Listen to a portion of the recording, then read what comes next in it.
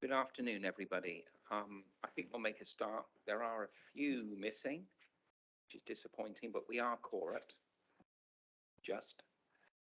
So we will start the meeting.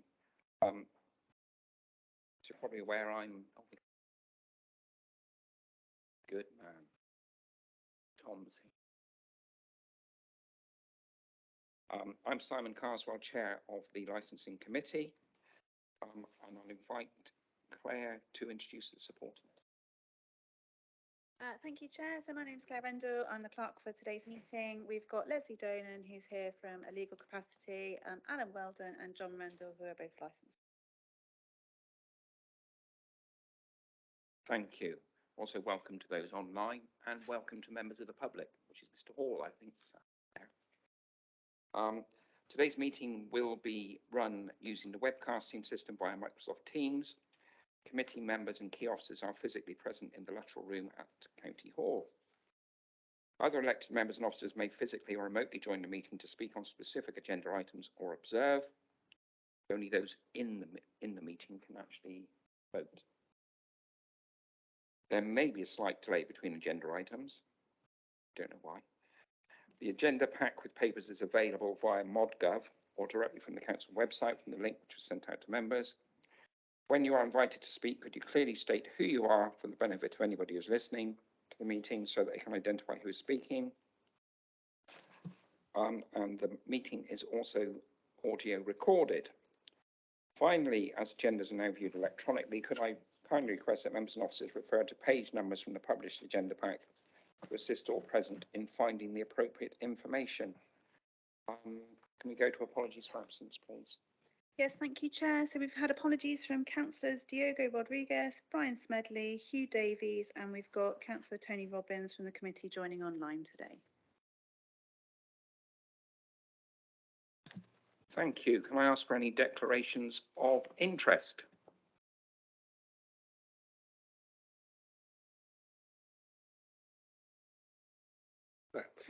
Thank you, Chair. I mean, it's on my register of interest, but as it's particularly specific to the agenda in front of us today, I am a DPS of my partner's premises licence, and I'm a personal licence holder. I think that's all for the time being. If anything else crops up, I'll let you know during the meeting. Anybody else? I also want to declare I hold a licence under the I hold a gambling licence. Thank you. I missed the minutes, so can you... Minutes of the previous meeting. Okay, can we then go to minutes of the previous meeting? Has anybody got anything they wish to raise on the minutes? If not, can I have a proposer to accept the minutes, please? Thank you, Simon, and a seconder. Thank you, Tony. All those in favour? Thank you very much. Brilliant. And now we're on to public question time, which I think Mr. Hall wished to speak. Do you want to come up to the table, Mr. Hall, and use one of the microphones? We press the right-hand button. You should be able to hear you.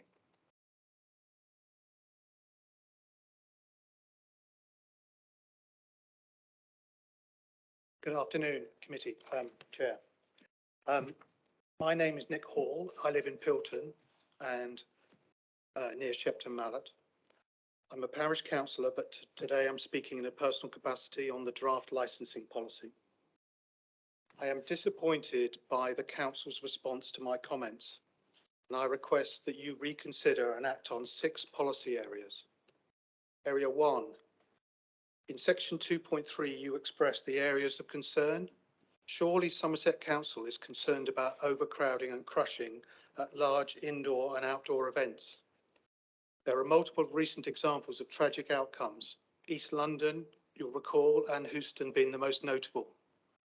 Moreover, Mendip District Council Scrutiny Board expressed their concerns on this matter last year. Policy Area 2, partnership working under section 3.11. An applicant is not legally required to inform a parish council of a licence application or variation. The lead officer on this consultation's response to this issue is to state that parish clerks are notified presumably by the licensing authority.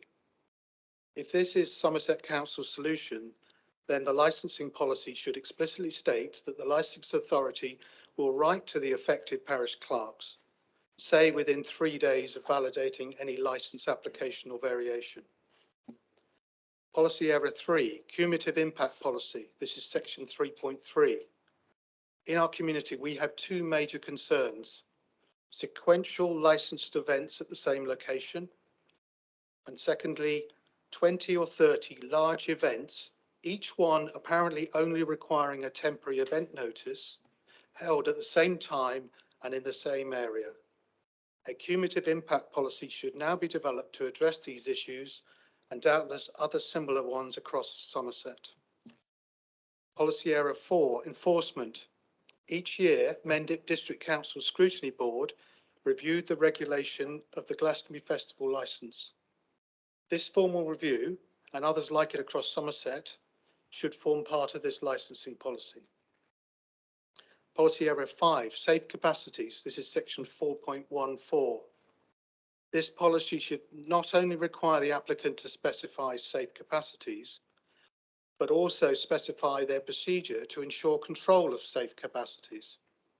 And I think the policy should also go on to describe how the licensing authority will audit the control of safe capacities.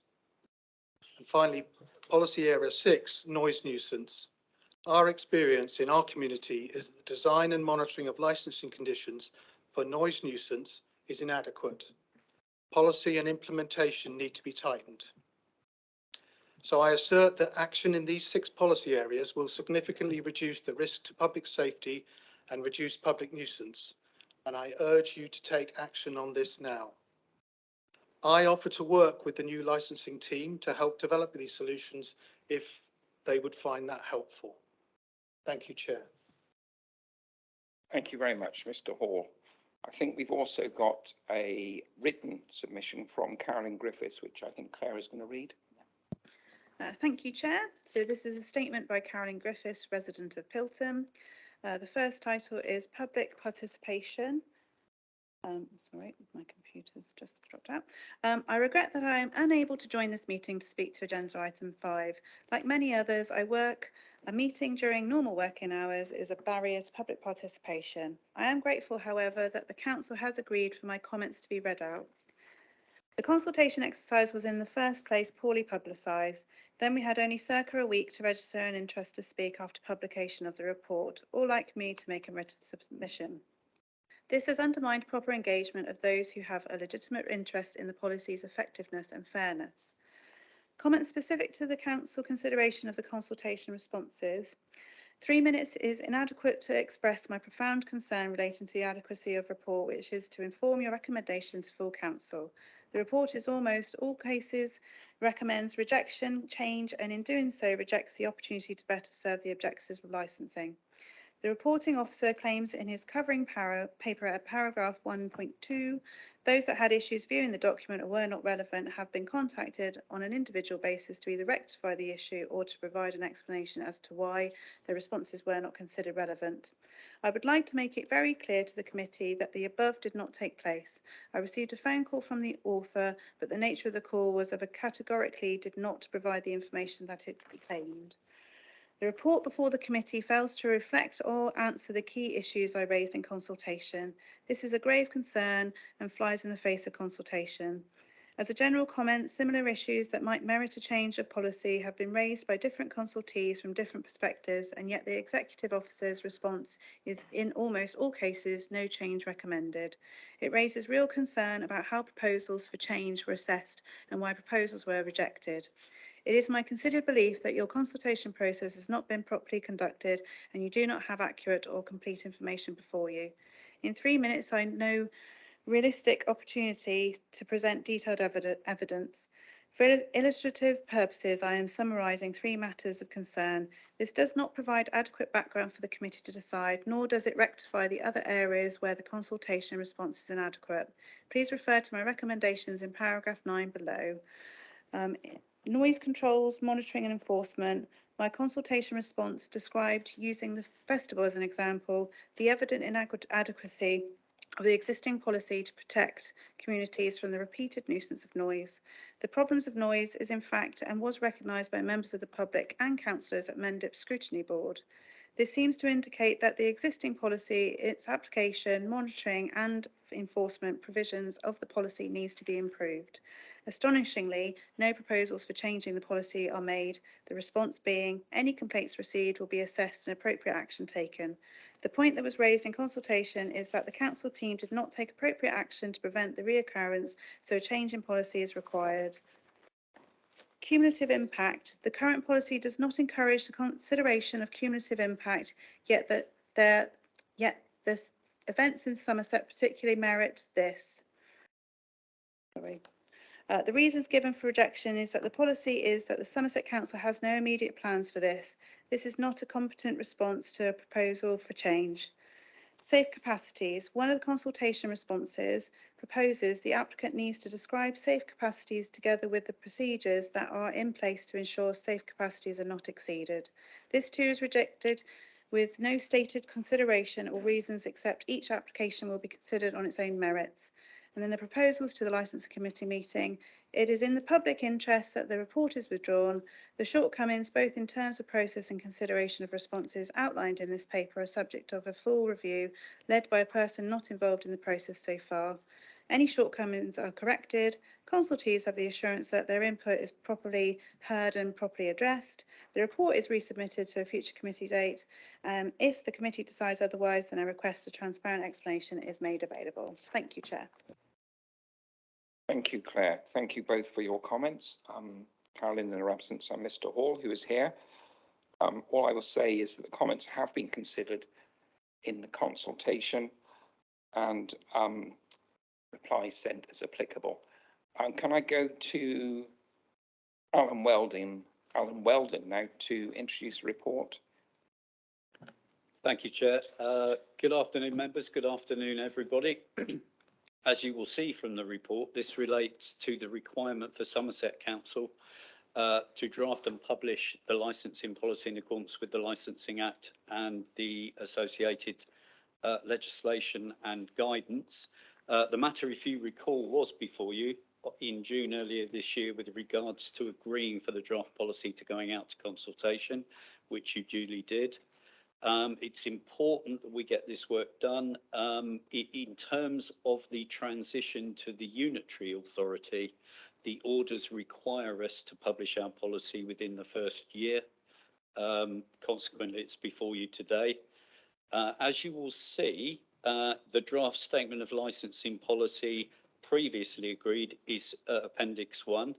The consultation in question has actually taken place over an 8-week period. 52 responses were received, of which 11 were supportive of the policy with no recommendations for amendment. 9 made no comment, but instead acknowledged that it had been sent. 5 raised issues viewing of the document on the consultation platform, and 18 were deemed not to be relevant. I will come back to those in a second. Those that had issues viewing the document or were not relevant have been contacted on an individual basis, as the report correctly states, to either rectify the issue or to provide an explanation as to why their responses were not considered relevant. In the main, these responses were questions, so they could easily be answered. The remaining 9 responses you will see attached to Appendix 2. Now, at this point, I'd like to stop and give you a flavour about some of the responses that were deemed not relevant and why. To give you an idea of some of them, 3 related to specific premises, so weren't a matter for policy, but more a matter for the licensing team to look into, and they were duly notified of that. There was mention made of the Purple Guide, which is more relevant to safety advisory groups and the licensing policy. Police attendance and lack of taxis was another comment. Just asking us to clarify how we help with the application process and provide contact details was a couple, which was done. There was a lot of clarification questions around the administration of temporary event notices, and those were dealt with. And for instance, there were a couple of comments about late night refreshment and pub watch, again, which wouldn't form part of relevance to the licensing policy. So those people were actually signposted to where they would need to go in terms of the queries that were raised. Finally, there was one which has been touched on in the Appendix 2, which is a consultation response document. There was mention made of notifying parish councils of licence applications and temporary event notices. As has been alluded to in Appendix 2, we are now going to be, as a county, we used to be 4 districts, as you're well aware. As a county across the board, we're now looking to notify parish councils and division councillors of new applications and variation applications. With temporary event notices, due to the volume received, we're looking at probably across the board 2,500 to 3,000 a year-ish. The fact it's a light touch process and only environmental health and the police can make a representation against the temporary event notice, that just isn't workable or practical. However, we are looking for a searchable format to be online soon across the 4 former districts, and that might help access for the public to see what's coming up in terms of temporary event notices. So that gives you a flavour of why, rather than just leaving you thinking that we dismissed people, it wasn't that case at all.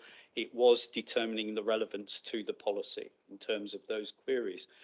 So the recommendation today is that the committee is asked to consider the consultation comments made regarding the policy, recommend any amendments, and recommend the final draft for approval by full council.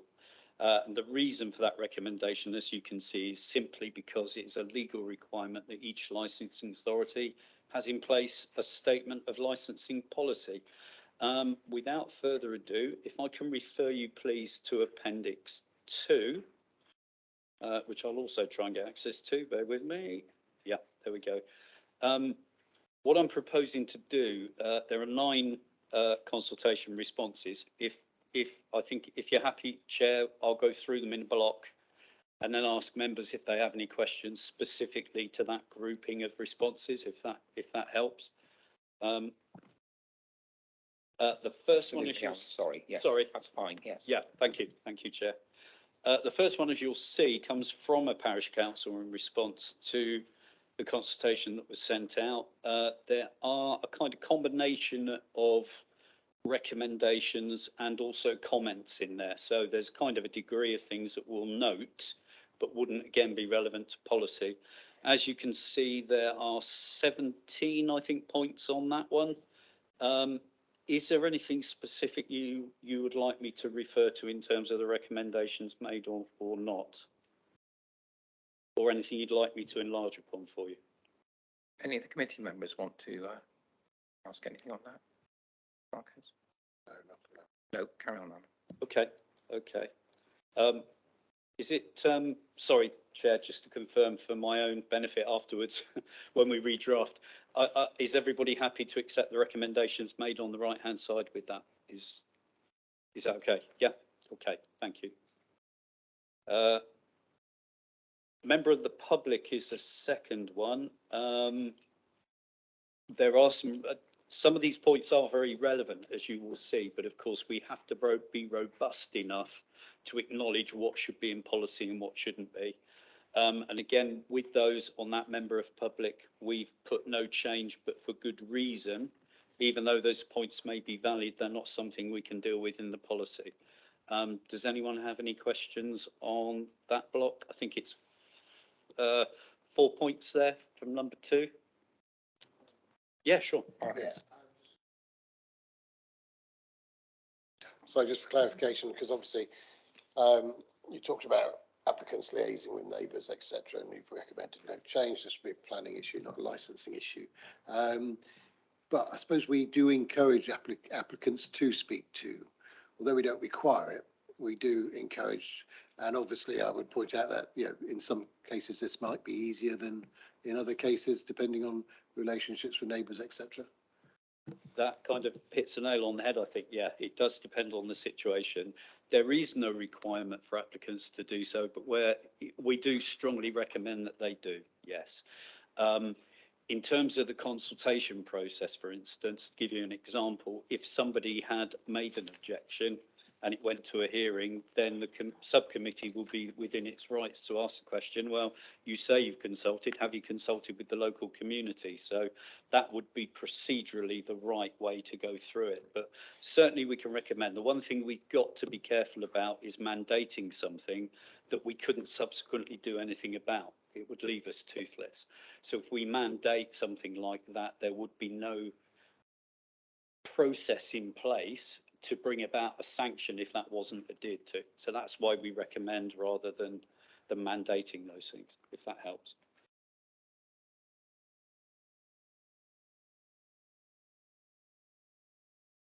Waiting for me. Sorry. Is it okay to go on? Yeah, carry on, carry on.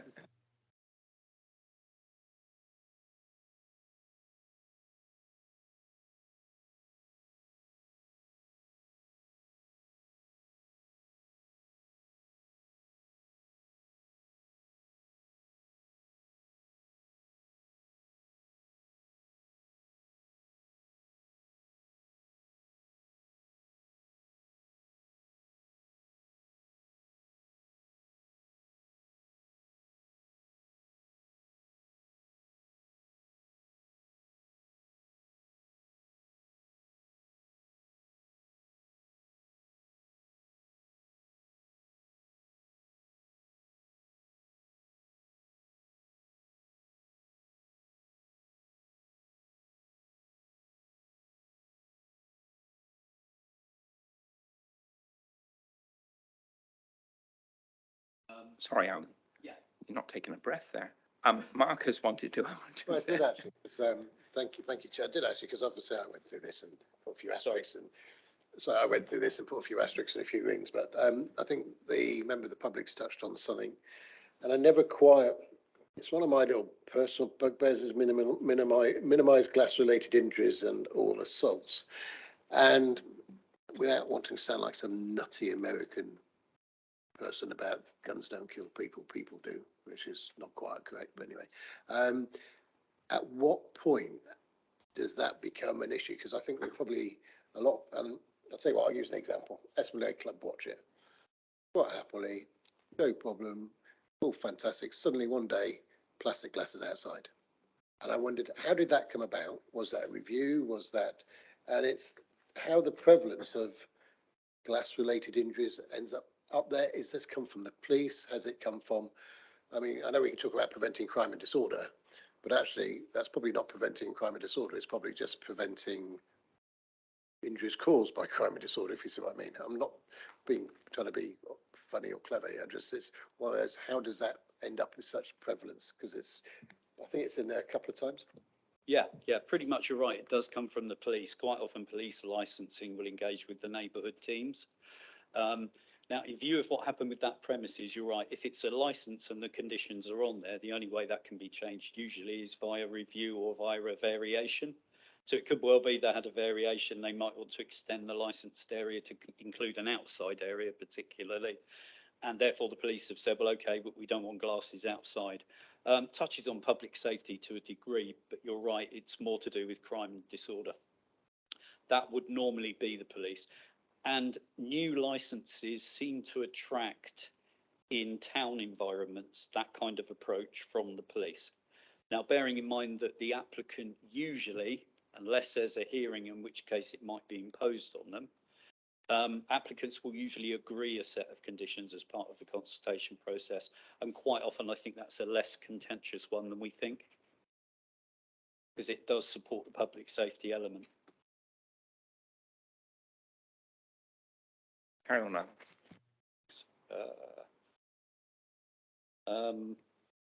Lost your spot now, haven't you? Yeah, I'm lost. Number 3, that's right, sorry. Yeah, I think one thing that's worth touching on here is it's true to say that there was a report, and I think it's mentioned at one of the points in here that there was a review of the Lord's Review regarding alcohol licensing, and it kind of touched on things that were going to be, relationship between planning and licensing is a good example.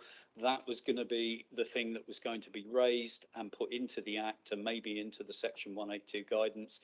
It's never happened, and there's very little reference in terms of the guidance to planning being able to influence licensing. I'm sure you realise it's two separate regimes. I know some of you have been on planning. You know what the score is with that.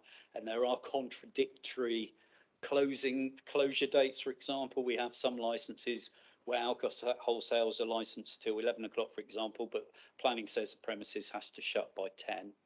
There's not the correlation yet, and certainly not the alignment of legislation that would allow us to exercise some influence on that.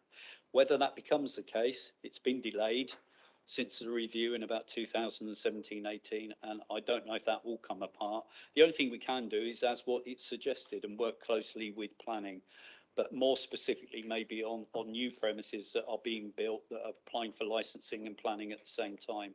Apart from that, it's very difficult to align them.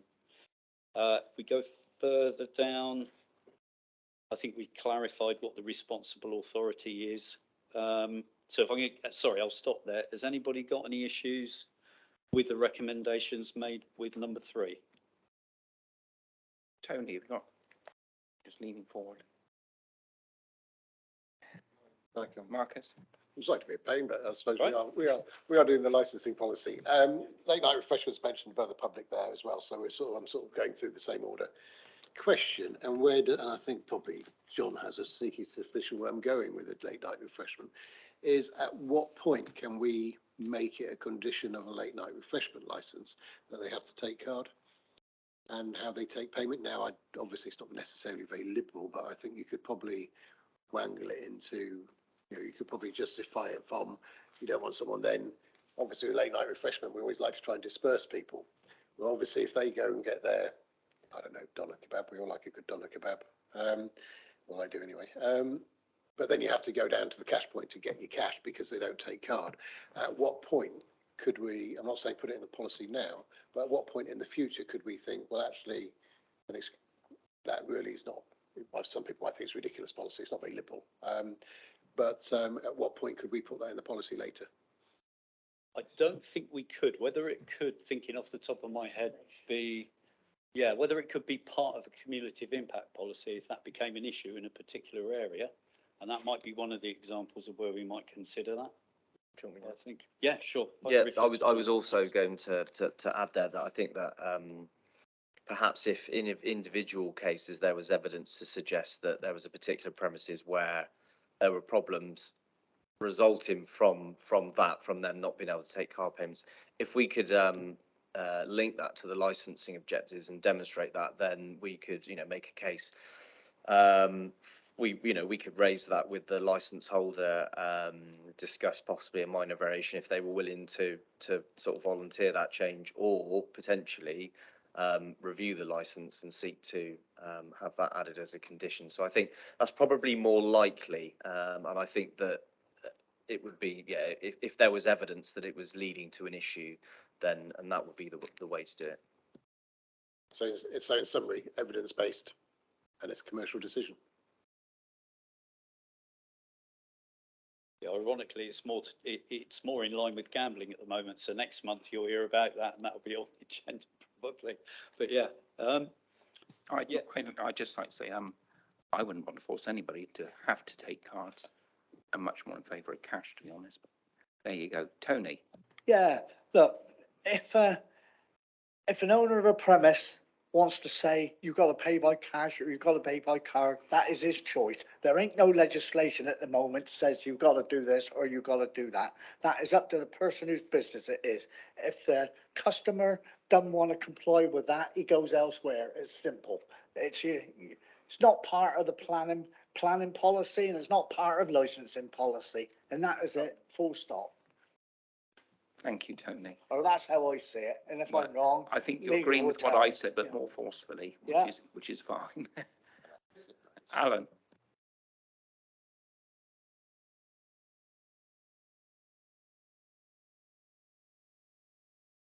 Yeah, we'll do it. I think I'll do a proper vote at the end. Is that okay, Claire, or do we have to do them? Oh, no, these are just going through the public. Yes. This is just going through the consultee. just So, agreeing yeah, I would recommendations. just carry on. Okay, carry on. Because there's 9 of them, I believe.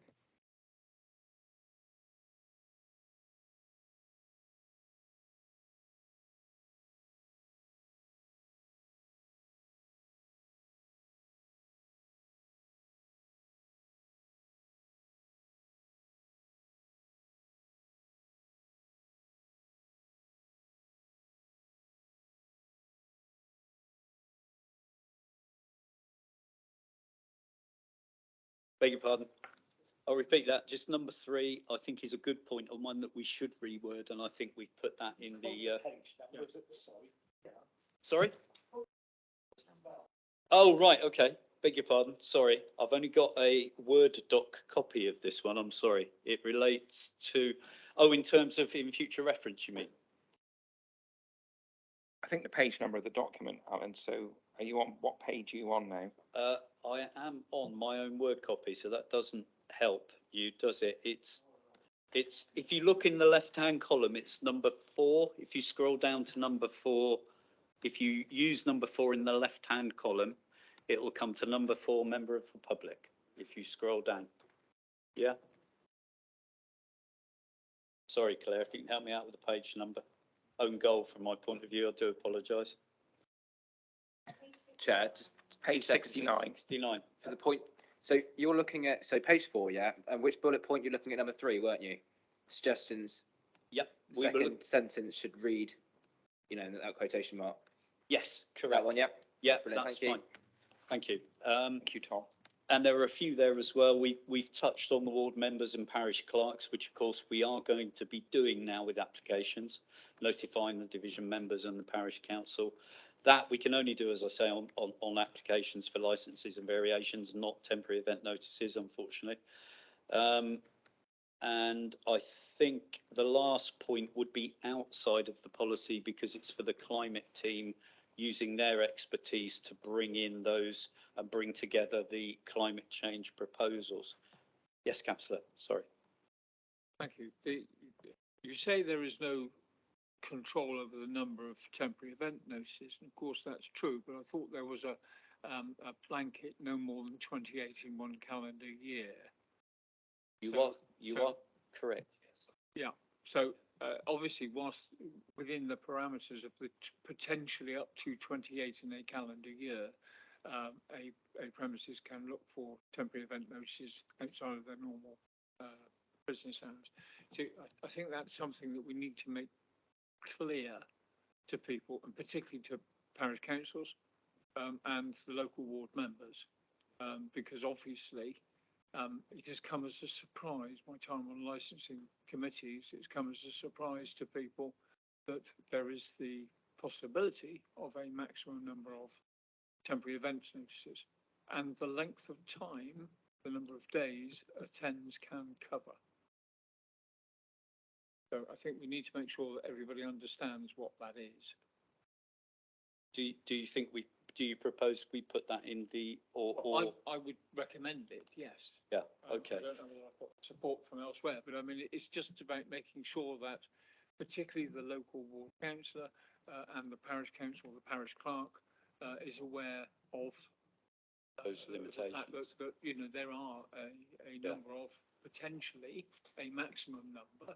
And my understanding has always been that if an applicant wants to have more than that in a calendar year, then they should be applying for a change of the licence rather than using temporary events notices to accommodate their increased business.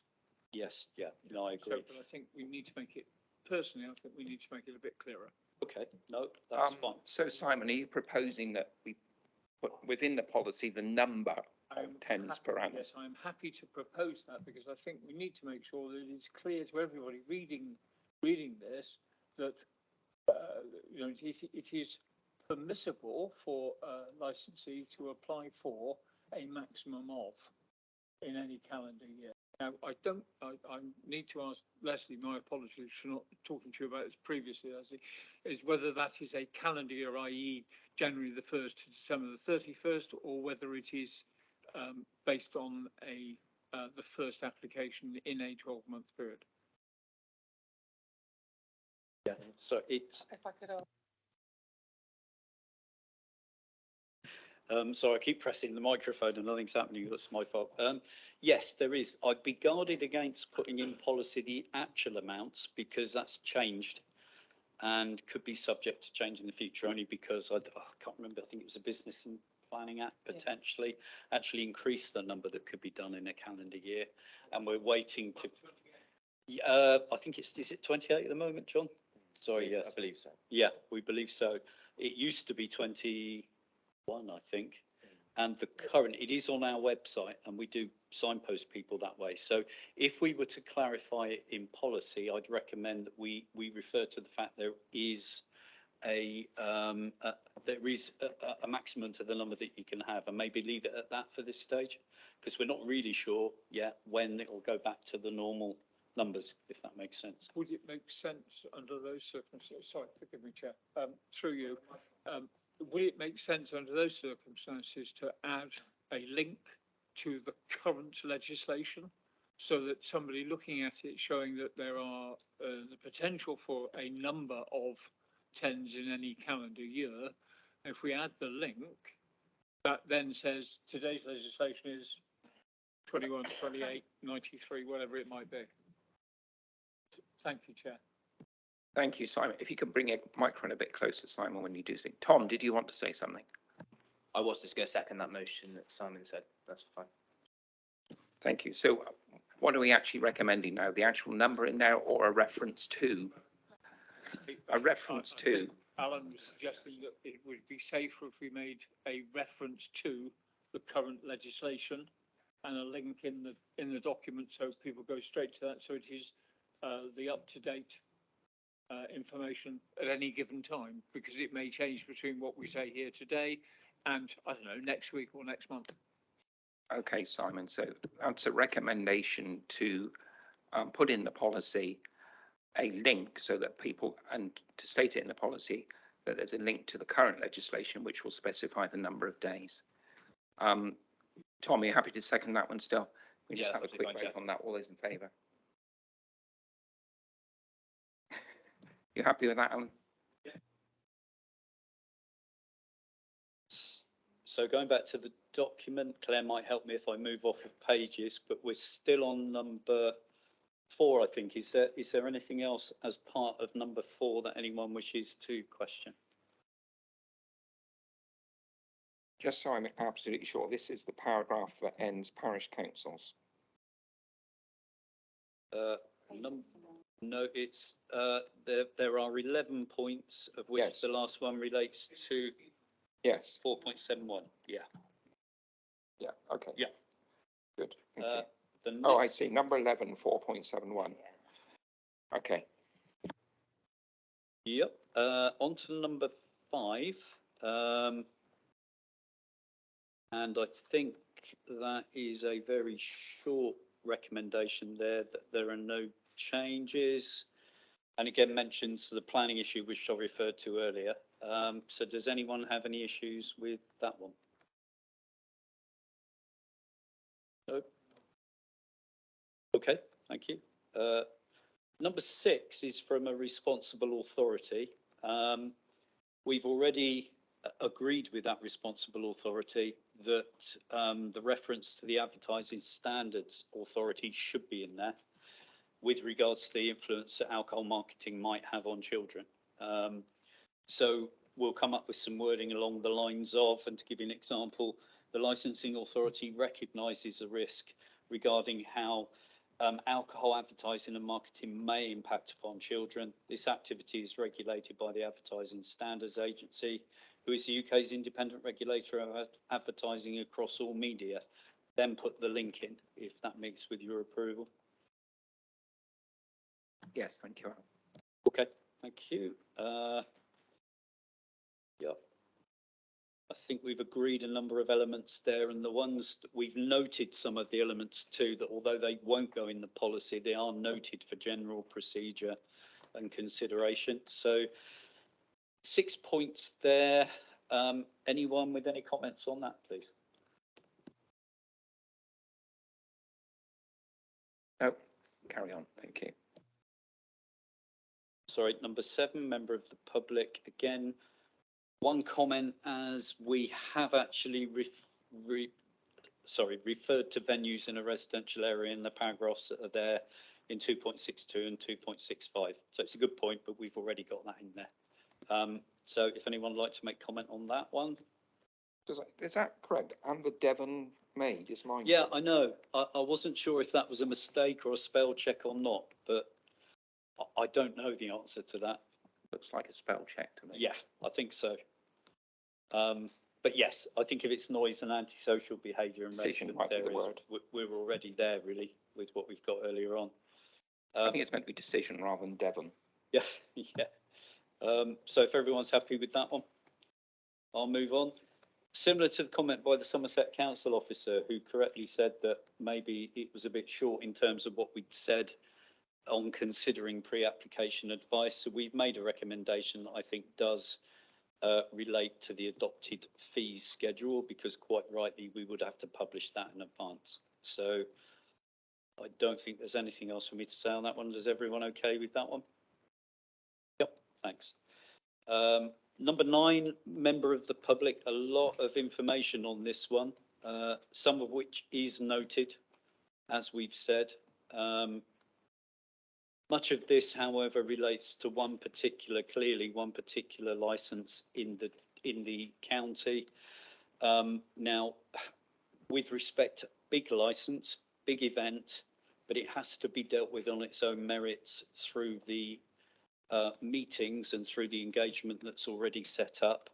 We can't make it a policy issue because our policy drives towards a general points about probably 2,500 to 3,000 licenses in the county. So although although they are genuine concerns, I appreciate that it's not a matter for policy in our view. Any comments on any of that, please? Just to reiterate, Alan, that all those comments from that member of the public have been fully considered and each one has gone through individually. So we have gone into them in detail. Okay. If there are no further questions or comments, I think that concludes, other than to say, if you're happy to give us stuff, just remembered at the bottom, delegated authority for us to continue to make minor textual changes as and when required. So that's something that would not significantly change the policy. It might bring an act up to date or change a link, that kind of thing, if you're happy for us to do that. Happy to propose that to make sure we've got the numbers linking so it's clear where we're going from point A to point B, whether it's 1A, 1B, 1C, or 4E, or whatever it might be. Before we go on, Marcus wants to ask a couple of questions. I've got a couple of small things as well. Yeah, it was more and we've discussed this at various times, I suppose. It's when you talk about premises licenses, etc., and you've got the operating schedule. And it's the what's on that operating schedule, etc. for, and the licensing authority suggests the applicant considers the following. Well, obviously you've got things like premises logbook, things like that. If an applicant turns around to you and says, well, not having a premises logbook because, and gives you reasons why they don't want to, at what point would we say, well, you must to, and then at what point would that then end up being done in licensing panel because they're not agreeing, and at what point, because I think you've got Glasgow as policy and things like that, and it's just at some point I think things will probably get added in, probably by, I could dare us to say another consultee, and then at what point and at what point do we stick our feet in, or is it every application's done on its individual merits? Pretty much what you last said, individual merits. I mean, to give you an example, you could have 2 premises that are identical, but one might be in a town, one's in the countryside. So the engagement is completely and vastly different. Similar 2 premises next door doing different activities. One might be late night refreshment only as a cafe, one might be a pub.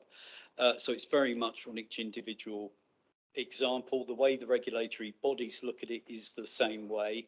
So you're talking about conditioning. We cannot legitimately add any further conditions that are included within the operating schedule. As long as that application has in the first place been accepted as valid and complete, then we are left with what's in the operating schedule. Then you have the consultation policy, which will engage some of the, so for instance, if it's in a residential area, environmental health could put noise conditions on.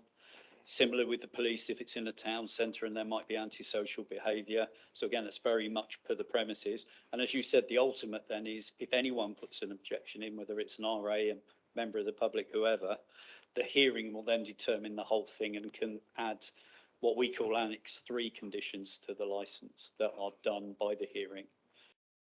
Done by the subcommittee at the time. So that generally is how conditions can be brought in. You can't just add them willy-nilly in response to a complaint.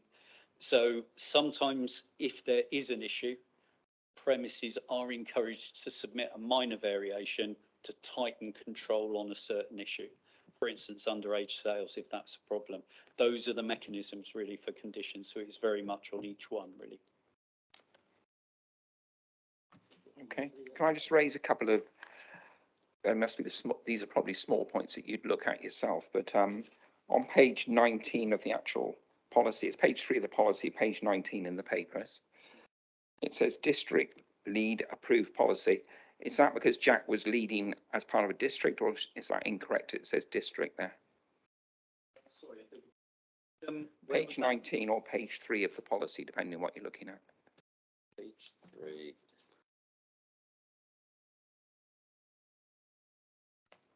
Oh, I see. In the version histories. No, it was actually, we nominated a lead really to bring together all the policies that we had previously, to look at other policies and then come up with the draft. But John, myself and Jack were all part of that group that actually we had a very sort of robust, we don't want that for these reasons, we want to add that for this reason. So Jack was the lead officer in name and put everything together, but we had an equal say, I think it's fair to say, in the content. Thank you. Then on page 22 or page 6, we've got district map and summary. I know we're Somerset Council now, but I prefer it to be county map and summary because we're not districts anymore. Because it is a county map, isn't it?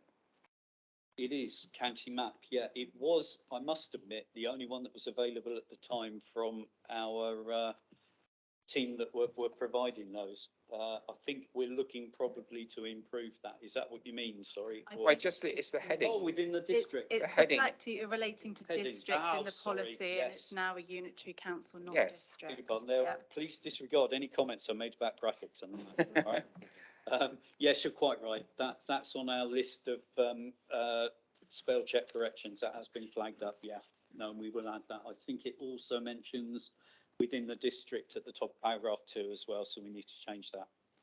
Yeah, thanks.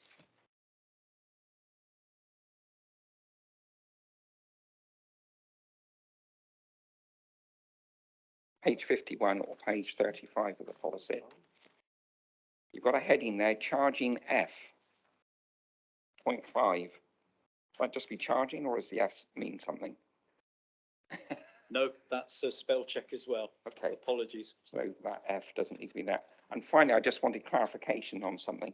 On page 62, it's saying it has to go to full committee if there's an early morning restriction order. What is an early morning restriction order?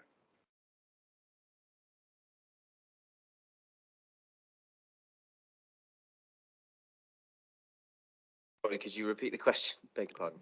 What is a EMRO, as you call it, an early morning restriction order?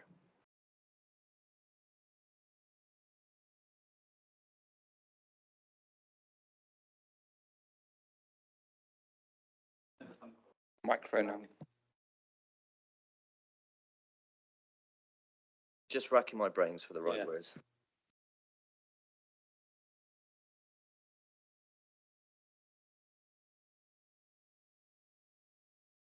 From memory, so I stand to be corrected, but from memory, it is a tool, I suppose, similar to a cumulative impact policy where you bring about a blanket restriction on which hours that licensed premises within an area can operate. So I suppose town centres would be the obvious thing that springs to mind. If there are particular issues with a certain period and night, then the council could consider bringing in an order which, by its name, restricts when premises can operate.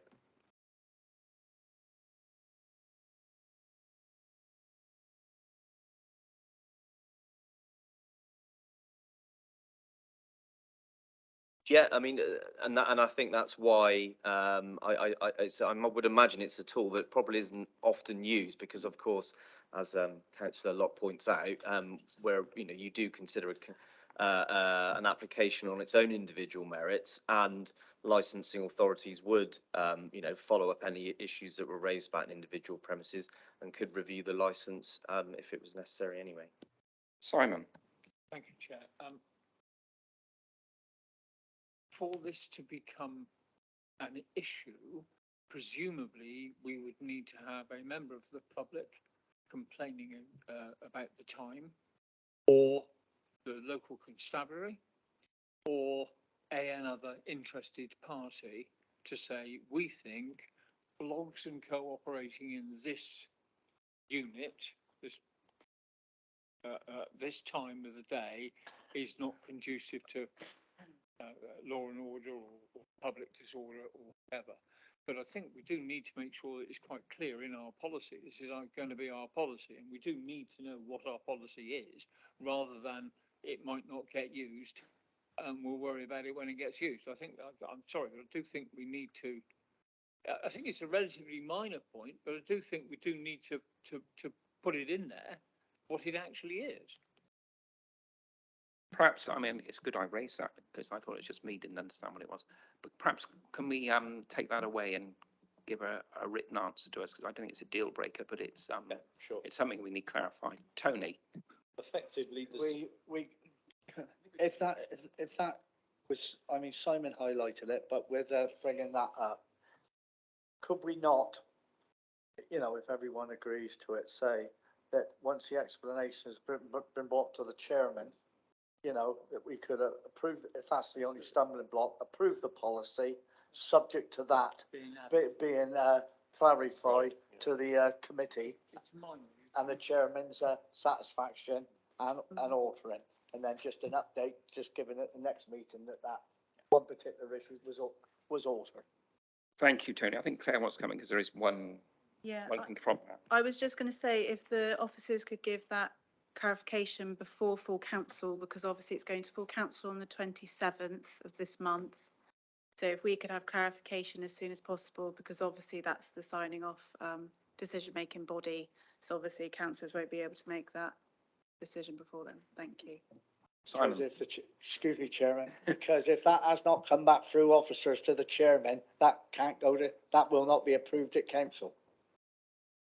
Because we can't, Yeah, so that's why I'm saying I'm asking for that written clarification prior to full council taking place, so that you are all fully aware of what you're agreeing to. I absolutely agree with that, and we have already made the provision that minor drafting can be altered by the officers in agreement with the chair and vice chair normally. But so I don't think this is it's not a hurdle, but it does need to be tidied up. Absolutely, yeah. It's not. As we said, because I'm a bit of a pedant sometimes, would like an email telling me what it actually meant. I can't believe you're a pedant, Simon. Thank you. As I said, I don't think that's a deal breaker, but if we could have a written reply before full council, and we can pass the policy subject to that, I think.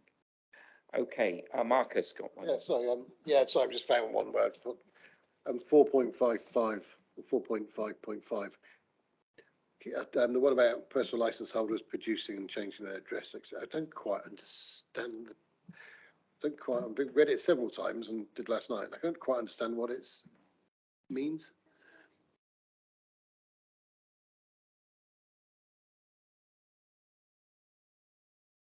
yeah, if I can clarify that, I think that would relate to, it's only been in recent years that we as a licensing authority can revoke a personal license. Rather, you as a subcommittee, if you like, could do that. It used to be within the powers, I think, of the courts, but it's with us now.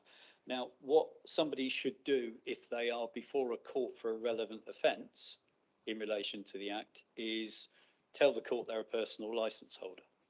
Because I think there's a duty on the magistrates or the Crown to actually notify us that someone may have subsequently been convicted of a relevant offence.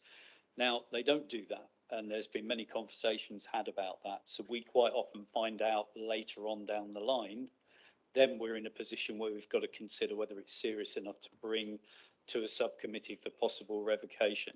So I think that's what that relates to. We expect people to be open and honest and produce their personal licence, and if they don't, we have to deal with that. That makes sense. So that's when they're appearing in court for a related offence, is that what you're saying? It'd have to be a relevant offence, I think, wouldn't it? Is the problem there that actually most personal licence holders are probably, it's that long in the past, they've probably not forgotten their personal licence holder, but just don't think it's important and relevant. I'm not saying that's right or wrong, but is that possibly the problem? They turn up in court and that's the least thing they're worried about? Possibly, yes. I mean, even if they do notify the court, there should be a notification by the court to us. Now, my experience is that that doesn't happen often. So it tidies up really what we expect of them, if that makes sense. Thank you. Andy? Yeah, thank you, Chair. Surely the Rehabilitation of Offenders Act would come into that, wouldn't it? Quite possibly, though, it Not would, having to disclose over a certain period of time. I'm assuming that it would still be a requirement, because if they're in court for a relevant offence, it would be a conviction at that point, wouldn't it? Yeah.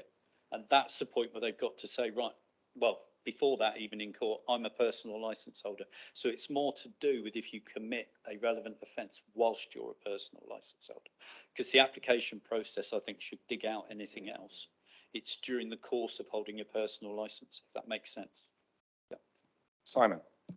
Thank you. Just touching on the personal license, a personal license has a time scale attached to it, doesn't it? You obtain a personal license. It used to, it doesn't anymore. It used to be 10 years. I was but, going to say, I can't remember. seem to remember Yeah. back along in a previous life when I did stuff like that Yeah. and organised things. We had to renew it every year. Absolutely. I think when the Act came in, they said 10 years, and by the time it got to 10 years, they changed their minds, made it in perpetuity. But I'm just showing my age and now. no, Thank you. not at all. Thank you. But again, this, if you like, that is another reason for that paragraph, because it reflects the fact it's a constant. I'm not at all sure now whether the personal licence I had years ago is still in existence. Probably, unless you've done anything really bad, I would suggest. I became a counsellor. Yeah. I think we should revoke that licence straight away. Right, we're overrunning now. I can't believe it. Can I ask the committee to consider the consultation comments made by Alan regarding policy? We've gone through them, recommended any amendments. Can we recommend the final draft for approval by full council, subject to that written answer being provided? Can proposer Simon, seconder Tony, all in favour? Thank you, that's unanimous. Thank you very much. Thank you, Alan, for that. Yes, Mr. Hall, if it's quick.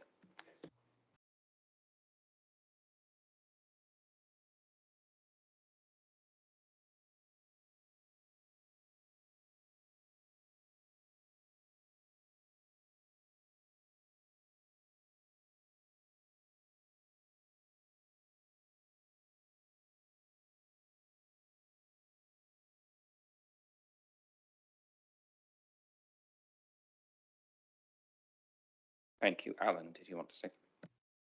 Yeah, with you, I can go through Mr. Hall's statements and give an honest answer if that suits you, Chair. Yeah. I think if it saves us time at full council, that probably would be preferable. Okay. Yeah. With regards, I think. Sorry, Mr. Hall, I'm juggling here between documents. It's. I think you had the 6 points, didn't you? Yeah. The first one regard overcrowding at crushing at large indoor and outdoor events. Yes, that is a responsibility. I stop you there, Alan. Tony, you want to say something? Oh,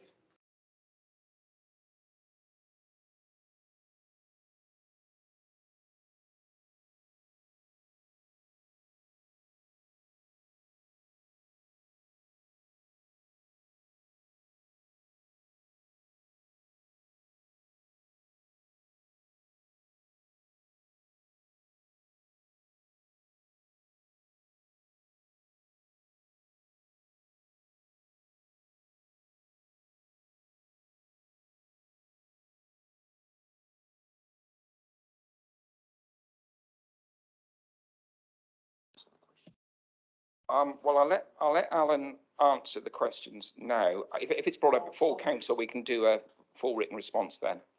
But I don't think it should be if Alan answers them now. Is that fair enough?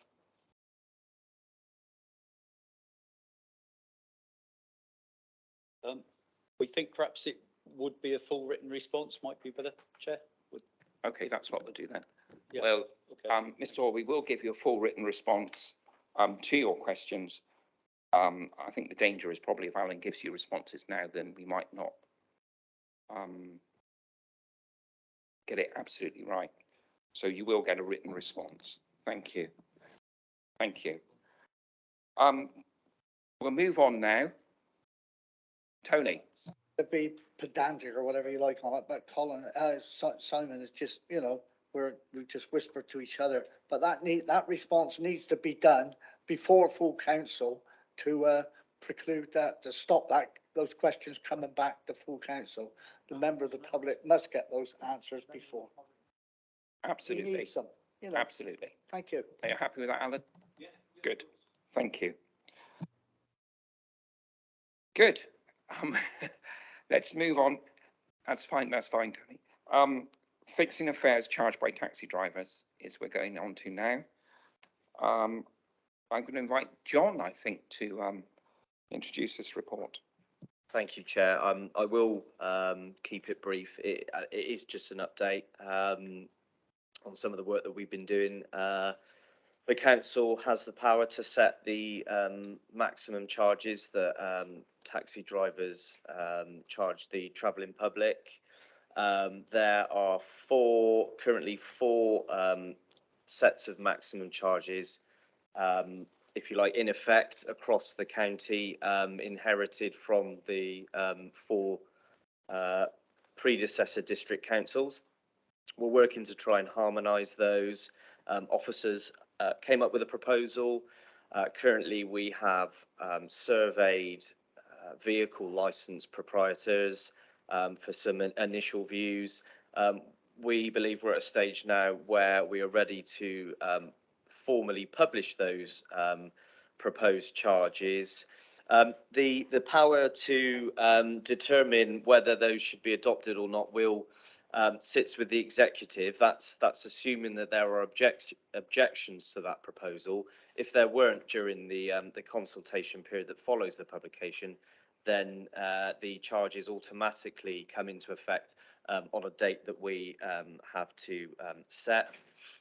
So we are working towards or planning for a report to be presented to the executive, because I suspect there will be objections to the proposal. We know we have some vehicle licence holders, particularly in operating in the Taunton area, who aren't fully on board with the proposal just yet. Furthermore, I would anticipate that members of the public may not be completely happy with the proposal either, because as we are harmonising, we're tending to go up rather than down. So it's fair to say that some travellers would notice increases. That's assuming that the drivers in the different areas do charge the maximum. It is a maximum. They don't have to charge that rate. So we're expecting objections. We're planning for an executive meeting. We are sort of working towards possibly November, but we need to make sure we can get it on the agenda, because there is a window of time once the consultation is finished, which is 2 months, within which executive has to make that decision. So that's my update. I'll keep it at that, but happy to answer any questions that you've got. Thank you very much. I think the point to stress is these are maximum taxi charges, like you said, and the discretion is up for individuals to charge less if they want to. Questions? Tony? Yeah, can I just ask a question through the chair of the officer? Surely the executive or full council do not have the powers to make the decision. They have the power to ratify the decision of this committee when it's to do with licensing matters. Correct? Otherwise, we don't need the licensing committee to make the decision. In this case, as I've set out within the report, this is a matter that ultimately the executive has to decide. it was my decision in this case that because we came up with a proposal, and in the interests of expediting our work to try and harmonise all of our licensing arrangements, I didn't think it was necessary to,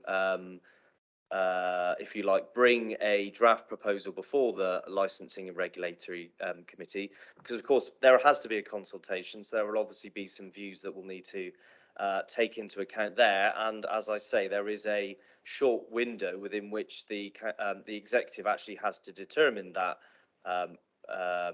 that proposal once there are objections. So, as I say, the ultimate power is with the executive on this.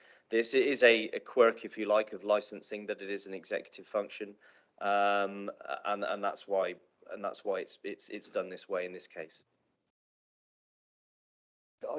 Sorry, if I could come out, I'm not, unless I'm being sort of weather's got to me this past week or so, but I don't agree with that. I'm sorry, you know, if that's just me, something does not sit right there. Okay, I'll let Leslie come in. I think it's because it's in the constitution. Yes, Chair. The responsibility for decision making is clearly set out in the statute, and the officer has referred to this in point 2.1 of his report. It's actually the Local Authorities Functions and Responsibilities England Regulations 2000 that identifies local authority functions which are not the responsibility of the executive, i.e. they are the responsibility of the council. Regrettably, the fixing of Hackney carriage fares is not identified alongside other Hackney carriage matters as being the responsibility of the council. So therefore, it remains with the executive, unlike other functions which we see relate to the licensing committee and full council. I stand corrected. Thank you for that, Chairman. Tom, This is going to be probably a really stupid question. I do apologise for probably making a fool of myself. there But are no stupid questions. I'm looking at the document that says, well, it's actually on the agenda today, the fixing of fares charged by taxi drivers.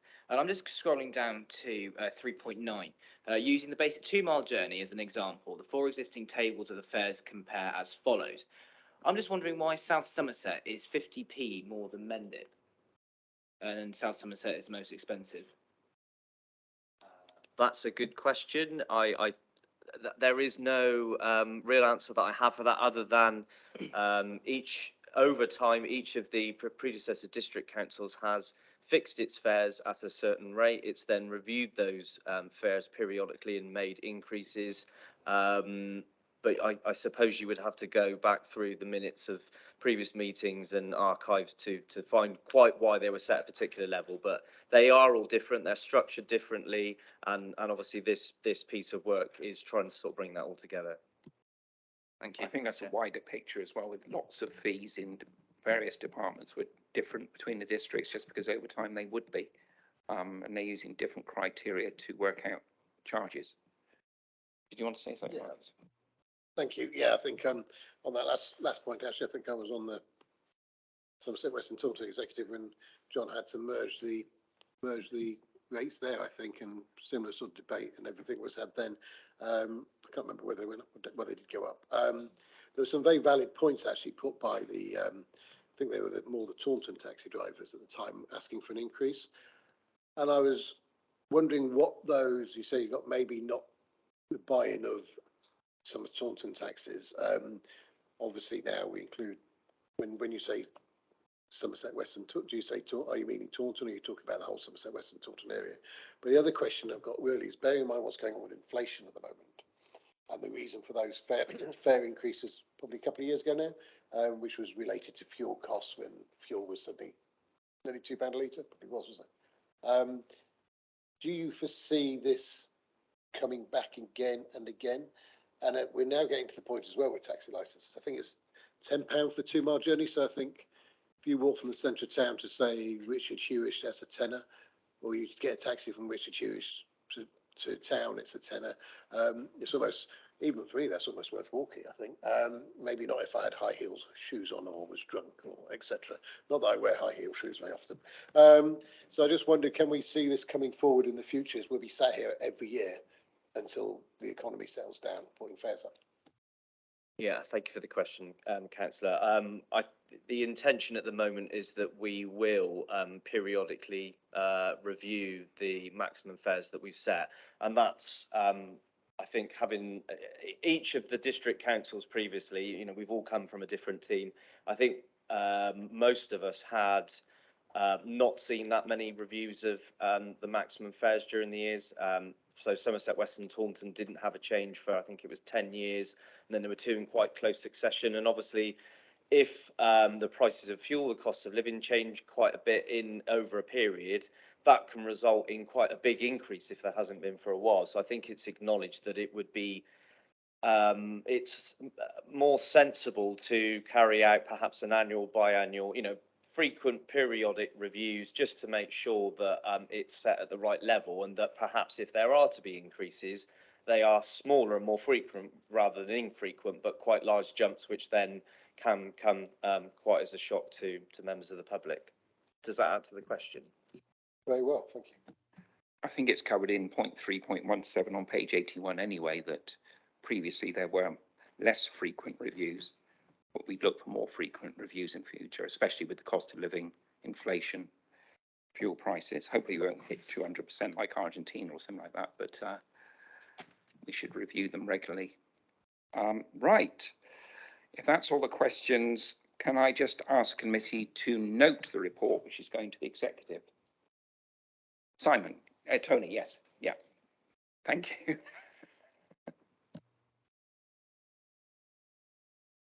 We now go on to the minutes of the licensing and regulatory subcommittees, which are at the end of the report. Before we just take a vote on those minutes, I'd just like to thank everybody who has participated on being on subcommittees. I am very grateful that I quite enjoy them myself. And if anybody hasn't but wants to chair a meeting, I'm quite happy for everybody to have a go as well when they attend subcommittees. So I think it's good for them. Marcus is more reluctant, but I'm not putting pressure on anybody because I like chairing them, but in my own haphazard way. But right, so we'll go. The minutes are just for noting. Is everybody happy with that? Thank you very much. I think the next meeting at the moment is set for the 12th of October. I think so. Yes. And so at that point, I'd like to close the meeting and thank you all very much for attending. Thank you.